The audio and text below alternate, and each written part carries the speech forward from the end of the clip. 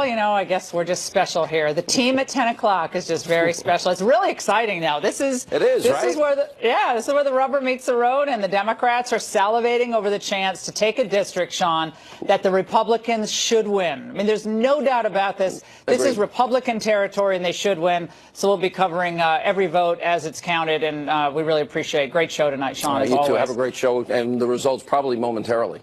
Absolutely. And good evening from Washington. I am Laura Ingraham, and this is the Ingraham Angle. Voters in Pennsylvania's 18th congressional district headed to the polls tonight for this special election that pitted Republican Rick Saccone and Democrat Conor Lamb against each other. President Trump easily defeated Hillary Clinton there in 2016. So Democrats and the mainstream media have tried to frame the contest as a bellwether for a potential blue wave in the 2018 midterms. But is that accurate? Right now, the election is simply too close to call. And joining us now with a reaction from Miami is former governor of the great state of Pennsylvania, Ed Rendell, who's probably very happy right now. He's a Democrat. And in New York, Monica Crowley, a senior fellow at the London Center for Policy Research. Governor Rendell, have to go to you. Look, if Conor Lamb, in his early 30s, former military man, you know, kind of a moderate Democrat, he pulls out a victory, what does it say to you?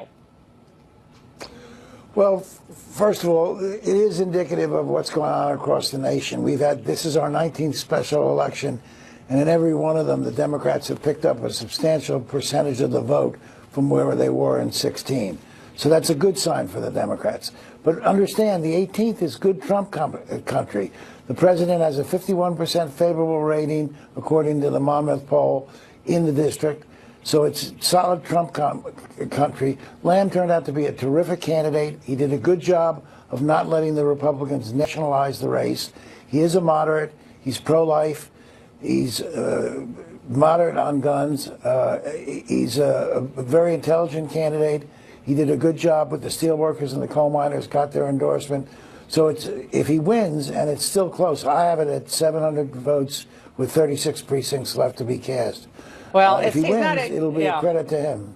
Well, that's for sure. And Monica, look, I would take issue with this idea that he's pro-life. I think Marjorie Dannenfelser's piece in National Review this week just put that to rest, because he's not really pro-life. He says, well, personally, he's more pro-life. He's more pro-life than most Democrats. Yeah, you're right. That's right, Governor Rendell. He is not a Nancy Pelosi Democrat. So, Monica, what does this say to the Democrat Party, though, if this is the type of Democrat who can win in a district where Trump won?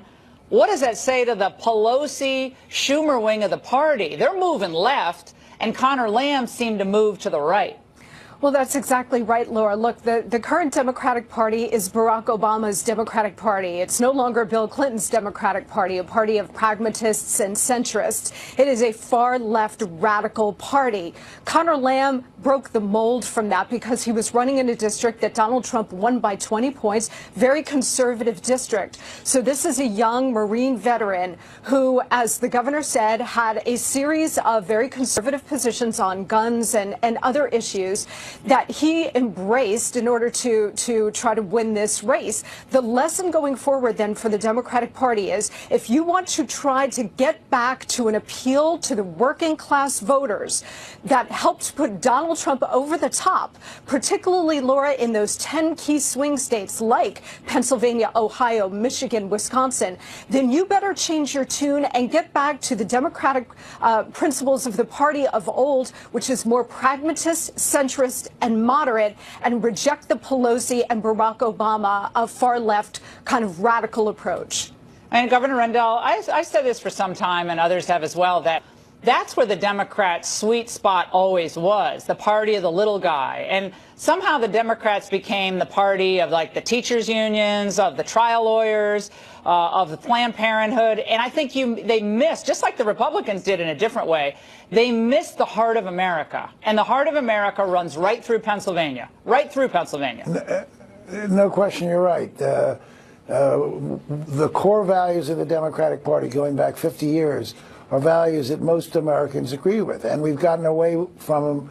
We play identity politics. It isn't good. And I tell my progressive friends, I said, Conor Lamb will cast a very important vote, and the vote that you should care most about, and that's for the next Speaker of the House. Whether it's Nancy Pelosi or somebody else, if it's a Democrat, we can bring legislation to the floor that we can't get to the floor now. That's the single most important thing. And if we want to be a party that really controls, we have to understand that, and our progressive wing has to understand it most of all. Well, you think of the alarmism over Trump's tariffs, for instance, and both Saccone and Lamb gave, fairly decent support for the idea of tariffs, if not as broad-based as Trump's. But then you think of the caterwauling we heard from both the establishment Democrats, some of them, and the establishment Republicans, more so the Republicans. It just shows you this is why Trump won in Pennsylvania, because he's for bringing back manufacturing that both Democrats and Republicans, Obama and Hillary, and Republicans had said, we're never going to get those jobs back. And that was an insult to the voters of Pennsylvania, Ohio, Wisconsin, Iowa, and beyond. And so if I'm a Democrat watching this tonight, I don't care if you're living in California or you're living in Wisconsin or Ohio.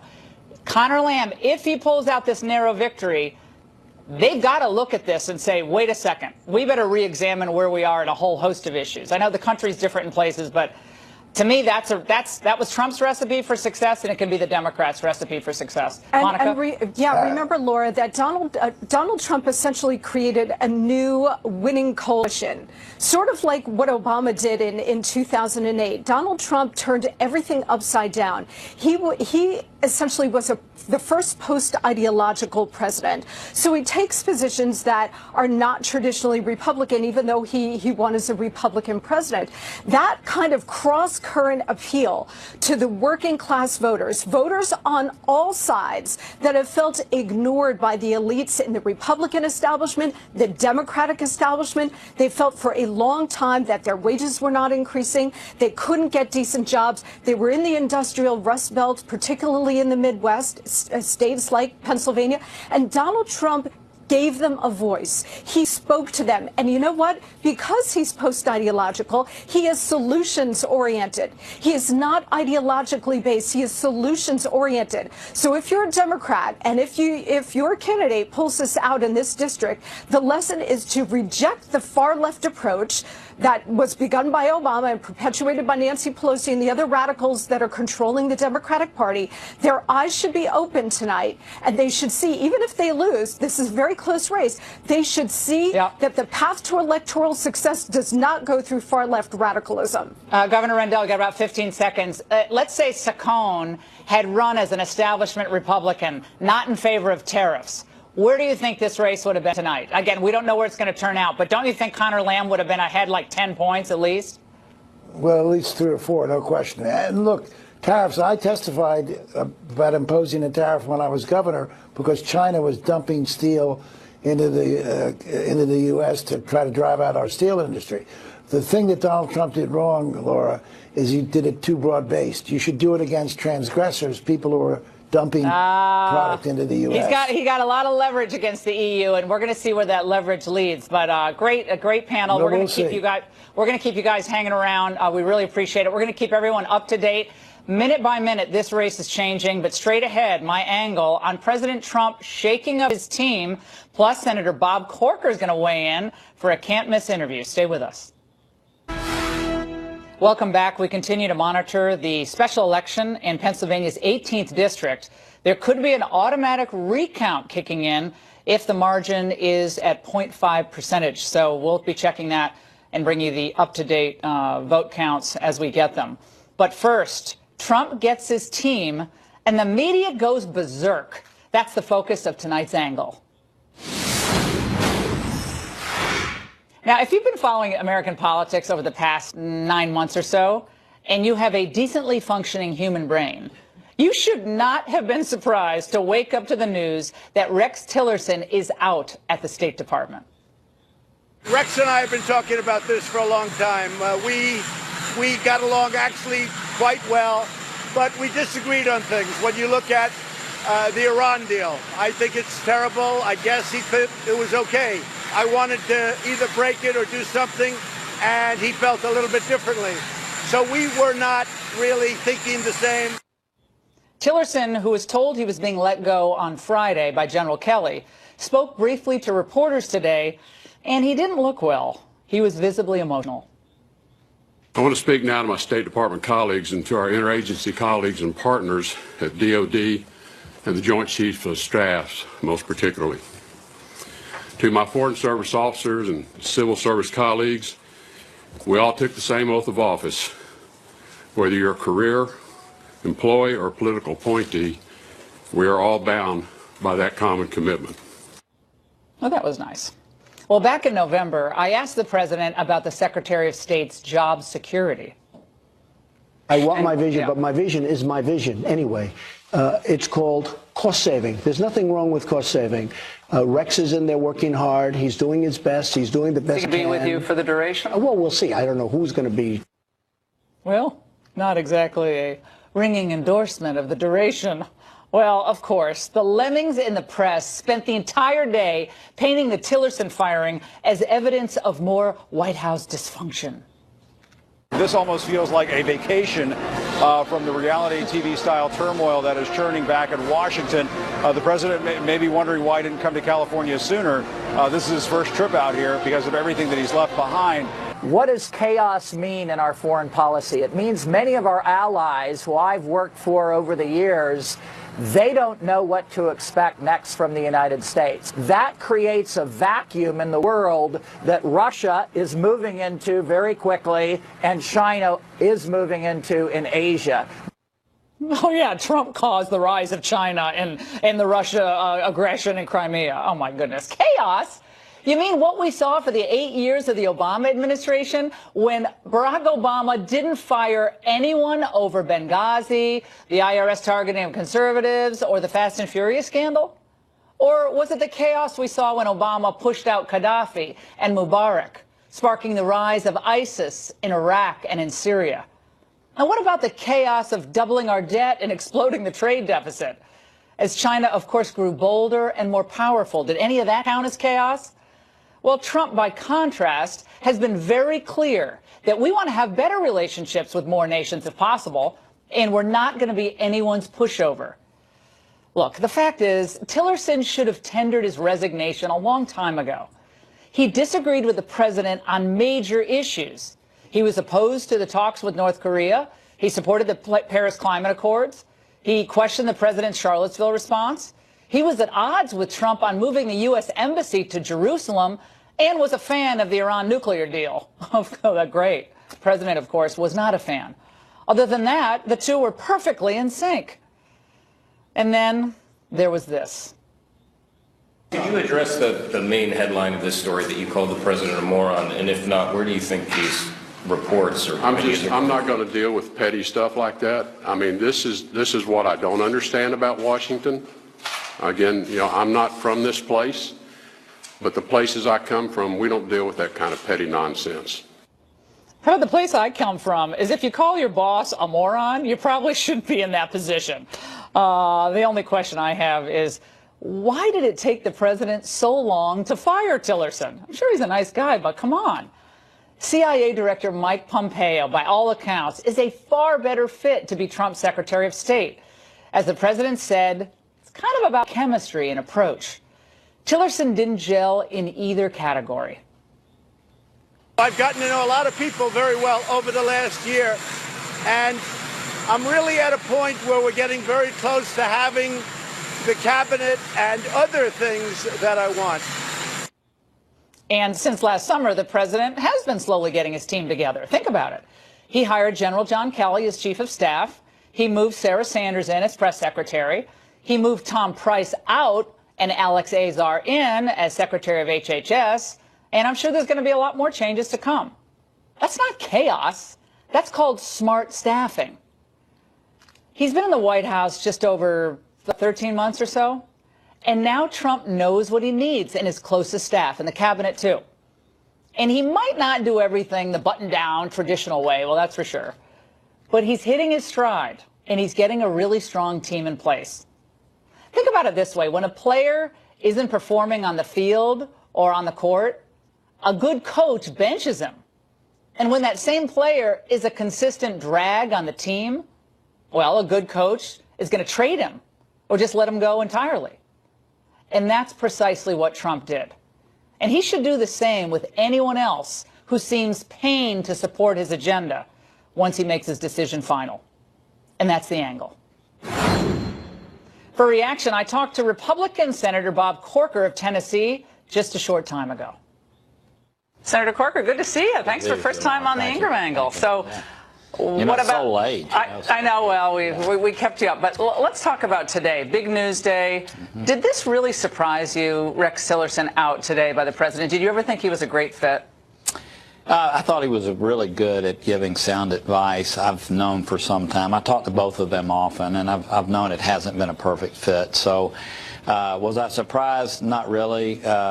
But I will say, since December 1st, right around that time, you felt a reprieve. You felt like that they were working better together. So the story today was, this is chaos. People are freaking out in the media. Oh, this is just more chaos. And it turns out that the president is apparently considering also firing the VA secretary after the story broke that he was on some sightseeing trip, I guess, in Europe on an official business. Shulkin might be out, replaced by Rick Perry. Thoughts on that? I think Rick will be good at anything he does. He's been a good governor, obviously.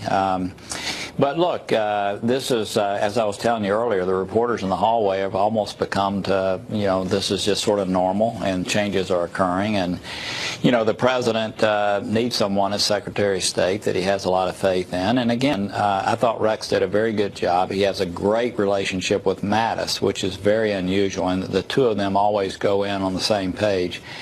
And I don't know Pompeo very well, but I do hear very good things about him, and we look forward. He's going to be in the office later this week. I look forward to a good confirmation. Well, the thought is the internationalists, the interventionists in the Republican Party are kind of on the downslide, and the more nationalist, populist wing is on the ascendancy because, of course, Pompeo's more in line with Trump. Tillerson's more, I think, more in line with, your thinking.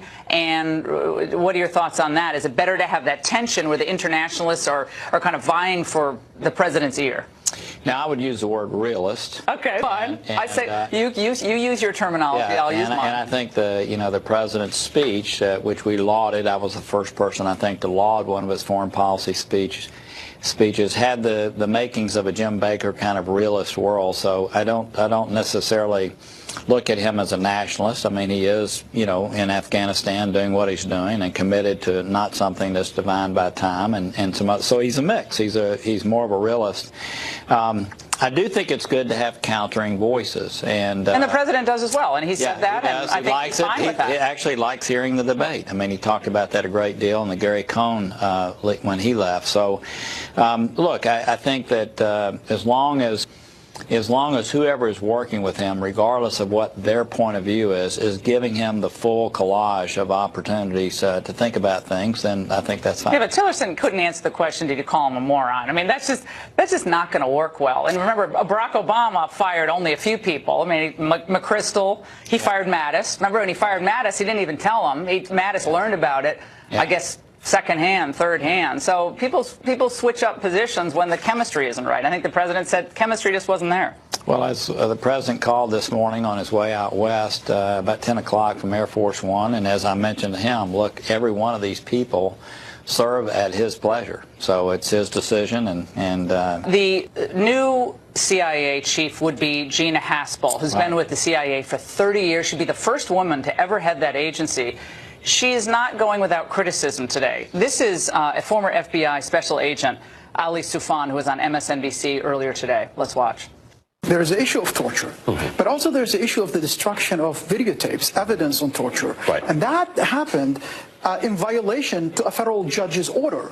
So now this is another thing that needs to come out during the confirmation hearing. We need to know what she thinks about these issues. The left is gearing up to go after Gina Haspel, who is an undercover for most of her career, is being lauded even by some former Obama administration officials, like I think Clapper today. What of that? I think we're going to see with these changes, maybe 3 of them. You mentioned one that I was unaware of earlier. Probably likely to see a pretty partisan environment over the next couple of months. We had a article today out about how the new omnibus spending bill might not defund sanctuary cities. And I saw that today and I thought, wait a second. Now we got the House and the Senate in Republican hands. We got a Republican president. Republicans in election time are really big on defunding things. We're going to do this. We're going to take the money from Planned Parenthood. We're going to defund sanctuary cities.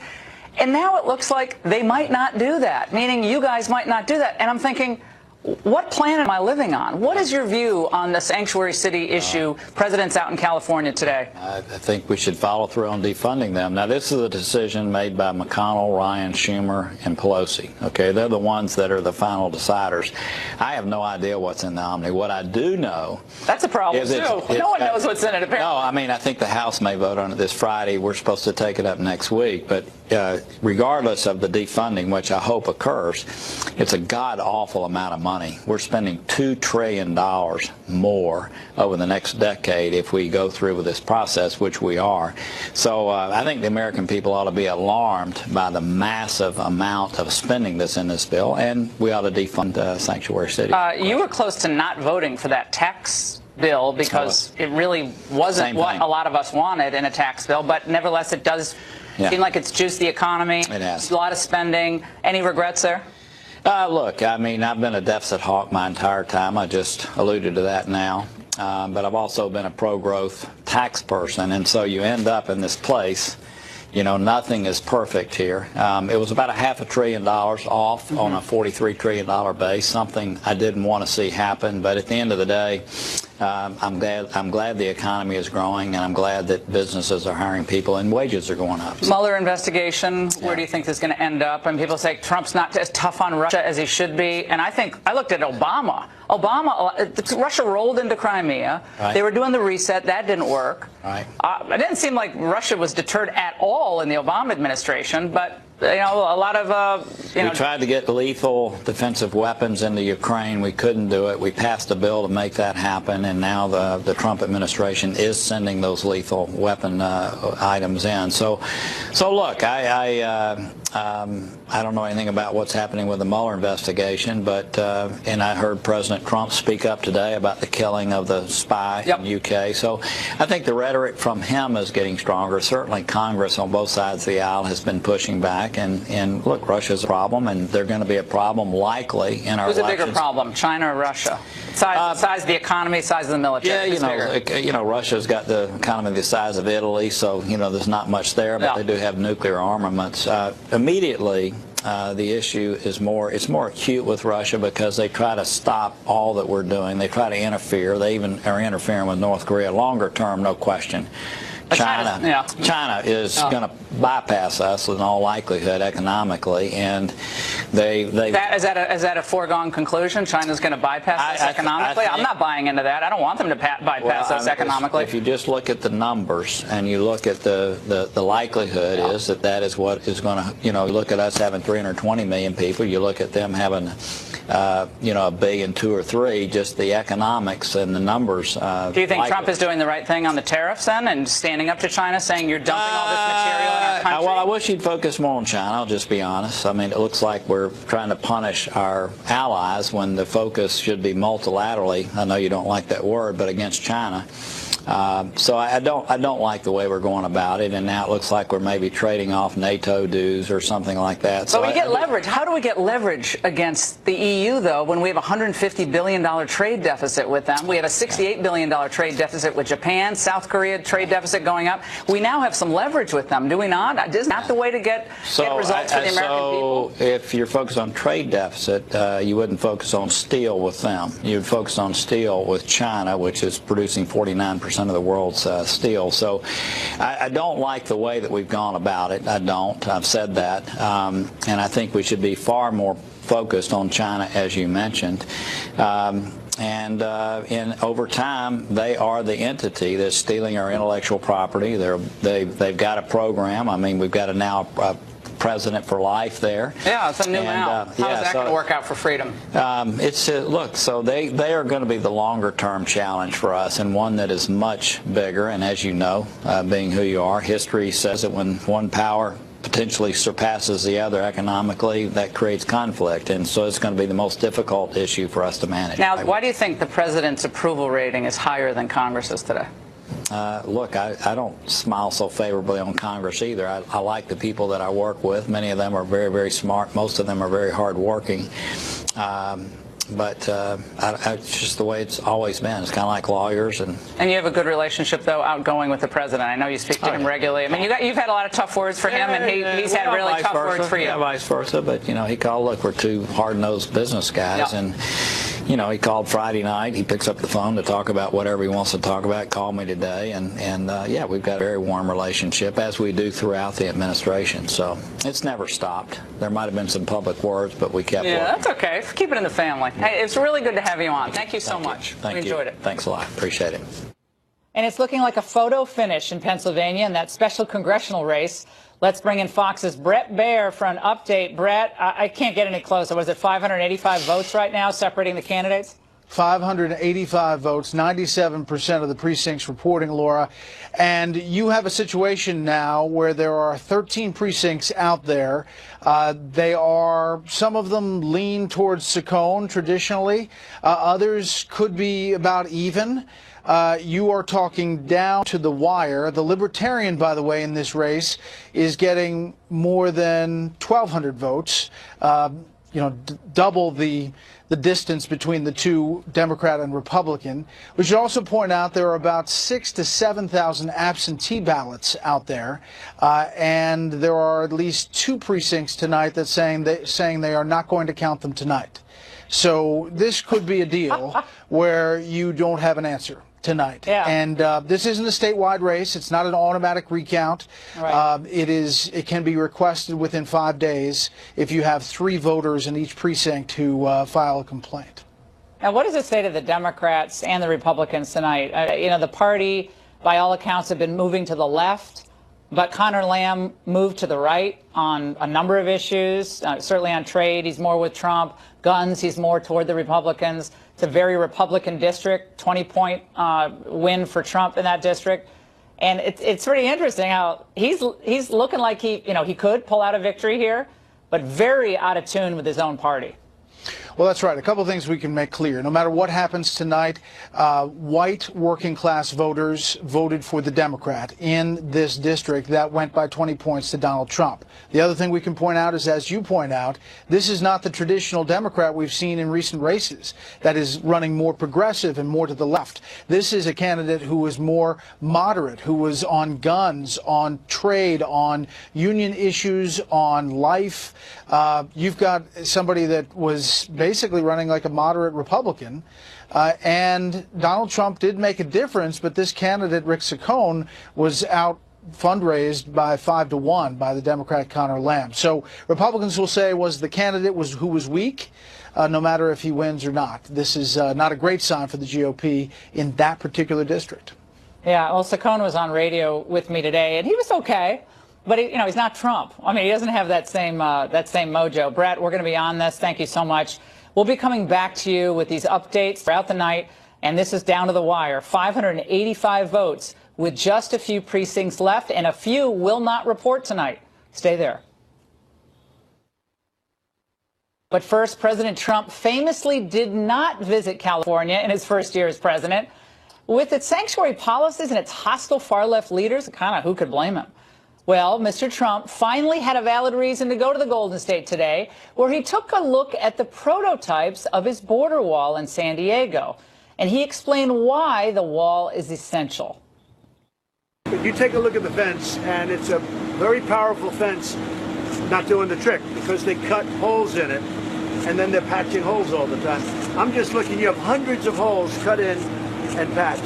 So the fence is not strong enough. It's not the right idea. But for those people, if you don't have a wall system, we're not going to have a country.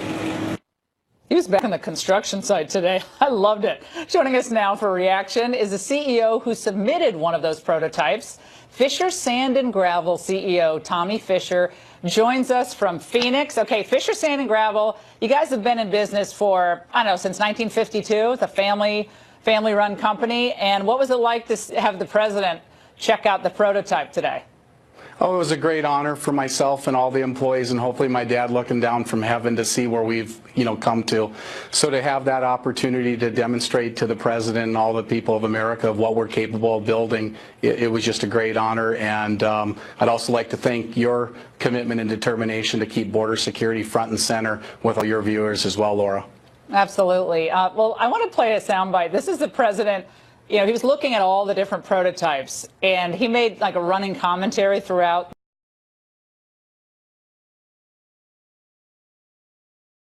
On the other side, and then solid concrete on top, or steel and concrete on top.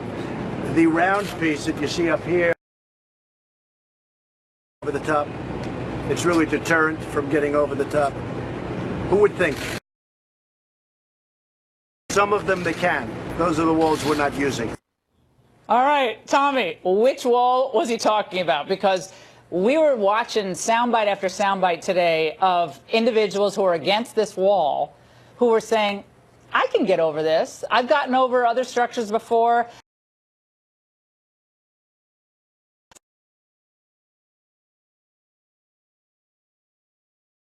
So if you're see-through, you know, you're basically a fence.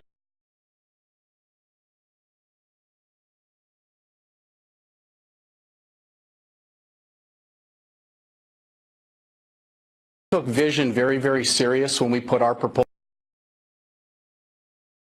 60-degree panoramic top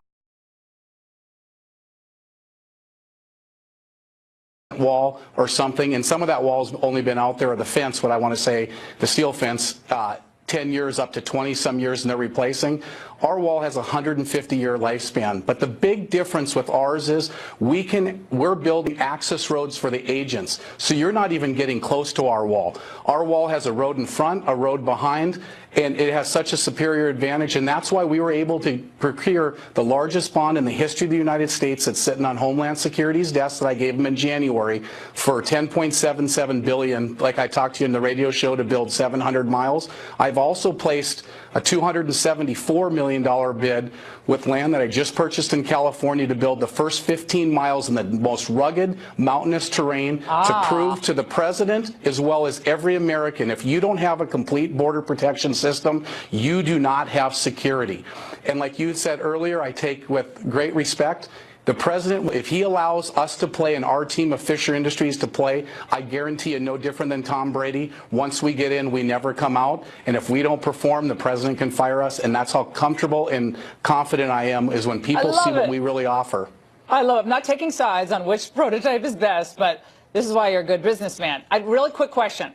How many jobs are we talking? And just really quick, what types of jobs? Are these good paying jobs, only American products and only American workers, correct? All American with all American grit.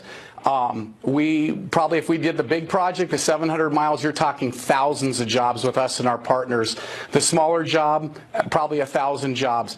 But here's the big difference is our product, our patent pending system does not need cranes. So when we go into the mountains, Laura, I promise you in 30 minutes, you could be running one of our excavators, pulling back those wall forms, and you would see 30 feet of perfect wall built. All right, Tommy Fisher, Fisher Sand and Gravel. Fascinating to see the president out there. It was like he's back on the job site in a construction project. Thanks so much. And I have a question. Should President Trump send federal troops to sanctuary cities? That seems wild, right? Well, we're going to debate it directly ahead.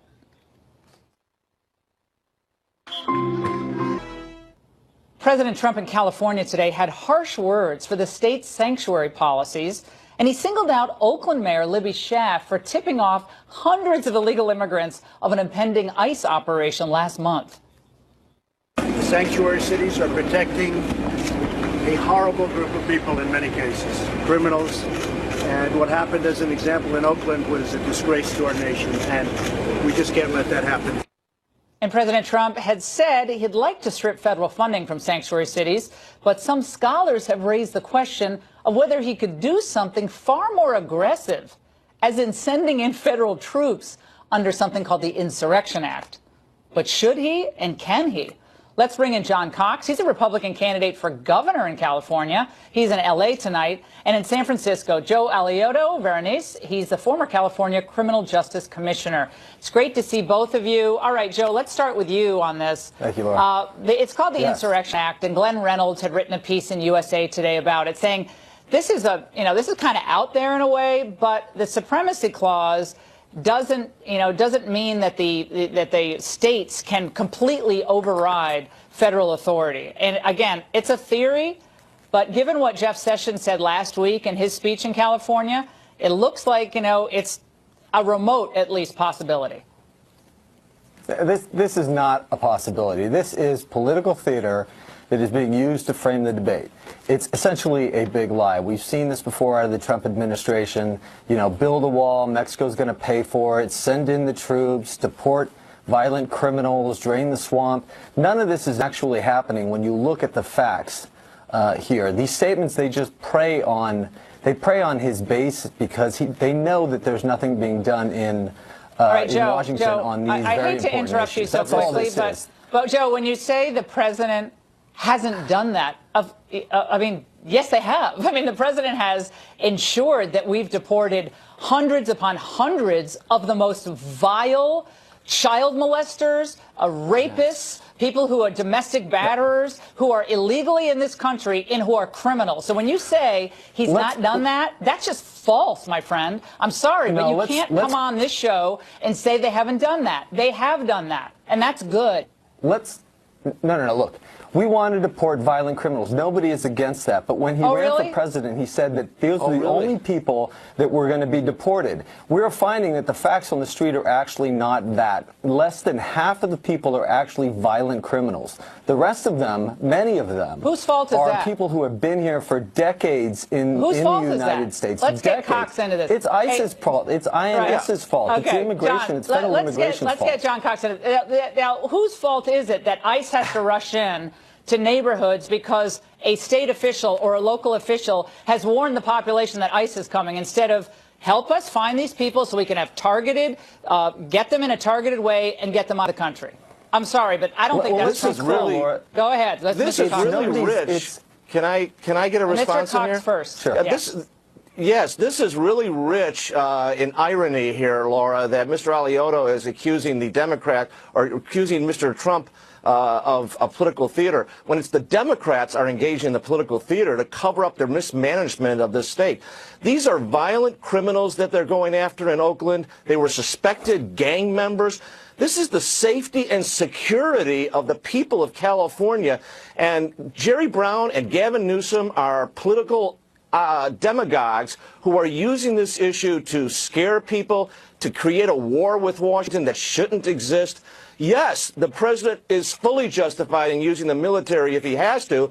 President Eisenhower did that to enforce law after Brown versus Board of Education in the 50s. I want to know how Jerry Brown and Gavin Newsom get off being George Wallace and standing up and saying they're not going to allow federal law to take precedence. This is totally, completely against the law, and they're doing it to cover up their incredible mismanagement of the state of California. Have you both back on. We're going to have you both back on when it's not an election night. I'm sorry that I can't give you another rebuttal, Joe, but we're up against the clock. Up next, live analysis of the still too close to call special election in Pennsylvania's 18th.